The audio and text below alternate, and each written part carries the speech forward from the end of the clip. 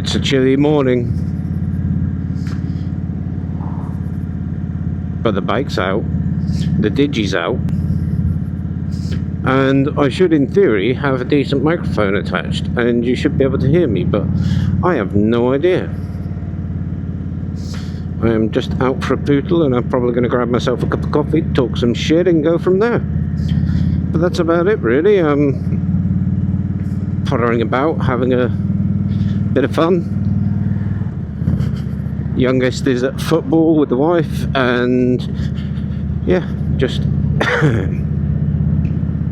time for some motorcycle me time. Well, some people are just strange, aren't they? Ah well. I hope mic settings and everything work on this. I do have my visor open at the moment, but that's only because it's filling up with foggy mush.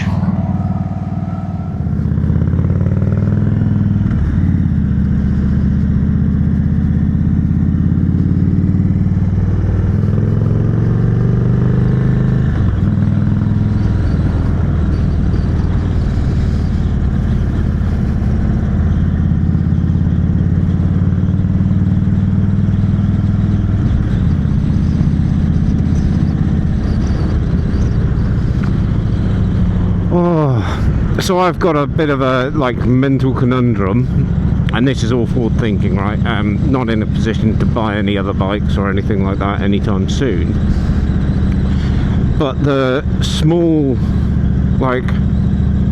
adventure bike category has really piqued my attention, and I'm properly thinking of going down that route as a secondary bike to this.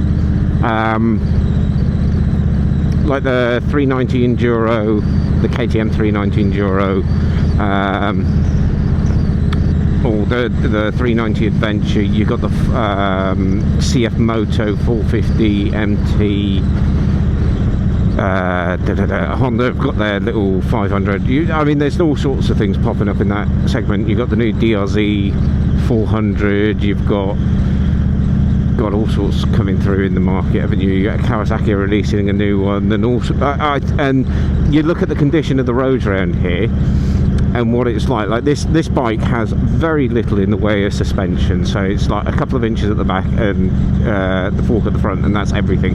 That's all you got, which means with the amount of potholes and the amount of shit that we're dealing with on our roads at the moment, I think I want something a bit smaller, a bit lighter, something with a decent amount of travel, just to deal with what is the equivalent of green laning on our public roads, because they're so shit.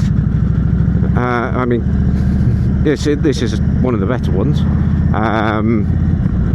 You know, there's only about 4 miles of scarring across here, but this is what's considered a reasonable road round here now, and I can't help but think that there might be more comfortable things to go hacking away. I'd still keep this for the longer cruises and going out for, you know, trying to organise with some of my mates to do a trip up to Scotland, but work being work, who knows if that's actually going to happen.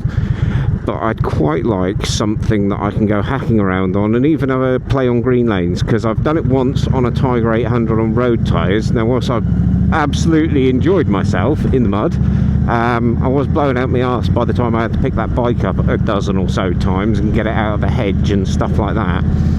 Whereas something sub 200 kilos that's, you know, nice and easy to pick up if I drop it and stuff like that. And one of the things that actually piqued my attention is Vogue have released the Vogue 300 Rally, which seems to be garnering a bit of attention, but I don't know if I want to go down that route or if I want to go for like one of the 250 dual sports from the 90s, or like the is it CR 250 or CR 400, something along those lines, like the predecessor to the DRZ and that sort of era, so the DR 350s and those sorts of bikes. I think there's tunnel. I think there's some merit in that, and also it gives me something to spanner on in the garage, because you know, I don't want to change the aesthetic of this bike too much. I might put a windscreen or a fairing on it and some heated grips, but outside that, I like the way this bike looks. I don't want to cock about with it, whereas having something in the garage that I can spanner on and, like, you know, I don't know how carbs work particularly well. It'd be nice to get a carbureted bike just to learn it and give me something to mess about with in the garage again that's motorcycle related, rather than just fixing toys and ornaments that get broken by 3 kids and a dog continuously. But there's a lot to be said for me in particular, of having something to tinker with and to mess about with, because I've run out of stuff. And I did used to have the XS400, and my Tiger was an older bike, the Tiger 800, so she needed a decent amount of looking after to keep on the road, and the Gixxer 750 was an older bike, and I think they're just a bit more fun. They're not like necessarily a better bike on the road or anything like that. I just think that the ownership experience is a bit more fun. Like, having something to do to keep her, Jesus Christ, case in point, to keep the bike running beautifully and keep them all smooth. I love the idea of having something that always needs a little bit of TLC in the garage. And I've been toying with the idea of the Royal Enfield Himalayan and stuff like that, because, you know, the Vogue and the Himalayan, and there's another one, Rayu or something like that, they're all cheap enough that it doesn't matter if I mess about with them, take them apart, put them back together, this, that and the other. Whereas this thing, you know, if you want to buy a replacement for this one, even with, you know, 3,500 miles on it, you're still looking, you know, 12 to 15 grand, which is a not insignificant amount of cash to fuck about with. Whereas a 2.5, 3 grand bike, that's a different story. That's, you know, that then becomes more of a viable option. And also on those smaller bikes, you tend to find all the accessories are cheaper, because for this thing, because of the handlebars and the way it's set up, heated grips for this bike are £450, which is just fucking batshit. Like, especially when you can go and get a set of Oxford grips for 100 quid or something like that. But because of the way this is set up with the throttle body and everything like that, because it's all internally rooted in the handlebars, you can't even just put normal heated grips on. You have to buy the Indian ones, which is fine in the summer when you don't need them. But like today, it's 4 degrees out here. I'd quite like heated grips, although probably for 450 quid I'm probably going to go for heated gloves, which arguably will be better and keep my hands warmer anyway, but that's beside the point. that doesn't stop me from boning. But yeah, I'm really keen for some advice. I'd like, you know, I love things like the Tiger 900, the Tenere 700, but for what I want, I think something smaller that I can hack about on, go do some green laning. Like, I'm not going to be able to realistically muscle around Tenere 700 through the green lanes with my skill set. I think I'd just end up corpsing myself, if I'm honest with you.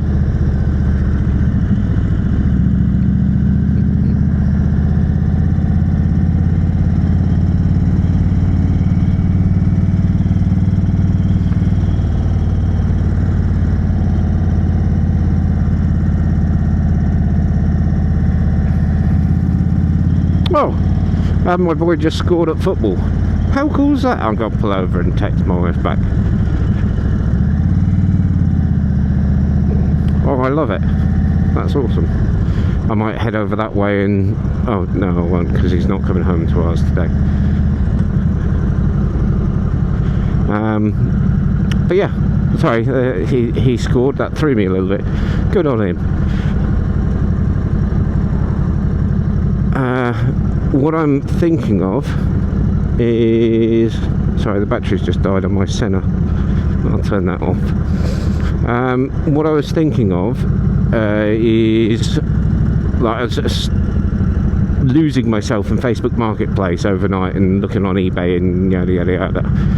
And I'm kind of leaning towards like one of the old Honda 250s or something like that, something just a bit fun, like 30-40 horsepower, pootling around in the green lanes. That's going to be hilarious, and it'll just be a chilled out experience, won't it? Well, that's my thought process. Obviously, I'm not looking to go, get myself a 450 Yamaha, ridiculous, break my neck enduro or motocross monster. But I also want to be able to potter around on the green lanes, not worry about the shit state of the roads, or if a farmer's dropped a load of crap everywhere. Yeah, this thing's an easy bike to ride, right? It's heavy, but it's easy. But until the second that it decides it doesn't want to behave, and you end up having to muscle it. Yeah, I've had a couple of times where you go around a corner and it's a bit greasy from rain and stuff like that, and the back end of this thing just isn't happy. There's too much kind of directional force going on it, and the tyres get a bit slippy, and it's like, this bike's great for good conditions. Outside that, it can be a little bit of a pain in the arse. But around here, I think were roads better maintained, that would be a very different story. But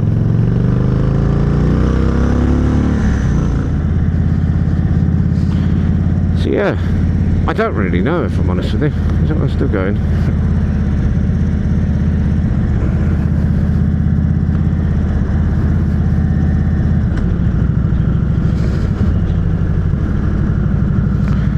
It's an interesting one. It's a bit of a conundrum as to what the hell I want to do.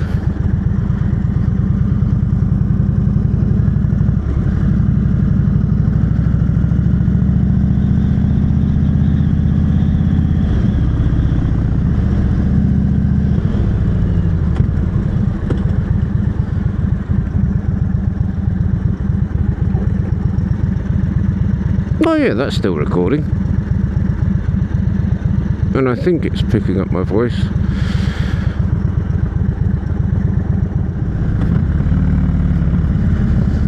I'd be very, very keen on folks' advice here as to what to do, and like, I think that might make for some fun content as well, because I've been struggling a bit with content ideas. I've actually got a big list of stuff that I want to talk about now, but work-wise and stuff like that, I don't think I've mentioned, or if I have, I've forgotten, but we're going through a merger in work at the moment, and I'm kind of leading quite a lot of change and development in the organisation. We're actually putting £2 billion companies together to create a new £2 billion company, which is very exciting, but also an absolute mountain of work to get done. And that's going to be for the foreseeable future. For like, we're anticipating it's going to be about 2.5 years worth of integration work, which is marvellous, but also terrifying at the same time, because I'm committed and tied into it for a couple of years, but then I've got security in my role for the next couple of years, that's for sure. So we shall see. It'll be interesting. It'll be very, very interesting. So yeah, I just want to know what's a good idea for green laning motorbike that I can use on the road. It's never going to go and have to do motorway or highway speeds. The maximum it's ever going to need to go 60 miles an hour, so 250 is fine. I don't want a 125. I'm a big guy. I want something with a bit more weight, a bit more oomph.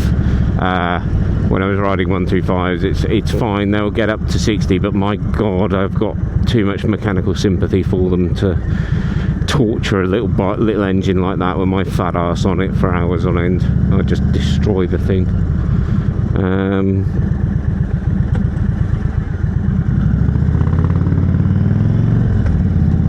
But yeah, I don't rightly know, is my honest answer. I am just not sure. I think there's a lot of good stuff that is out there at the moment, and I think the market's picking up. But so I suppose here's a question: if you're in my situation, you're looking, it's probably going to be an end of 2026, if not 2027 conversation. But would you get yourself a Chinese 300cc enduro style bike, or would you go for an older 90s Japanese classic dual sport with that kind of DR350, DRZ 400, those sorts of things? Or would you go Tenere 700 or that sort of size, where you're kind of bumping up the cost, but there's also more ability? Bearing in mind you'd have something like this in the garage. So for long distance tours and stuff like that, where you're not going to be going off-road, you've always got this thing in the garage to use. So what would be your preference if you were to do something like that? But yeah, I'm going to pull over and text my missus and say congratulations to the boy. It's been recording for 41 minutes, 42 minutes, and it's still got 61% battery. Or was that the microphone battery? Couldn't tell you.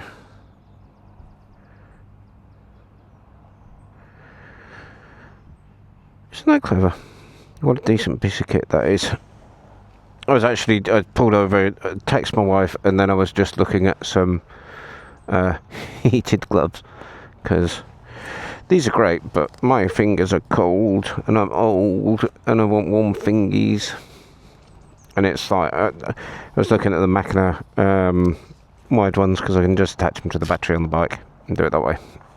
Oh, it's taking everything in my power not to talk about war, Iran and politics, because everything's just batshit crazy. Everybody should buy a motorcycle and just focus on that. I think that'll make the world better. More motorcycles. Let's fix the world with two wheels.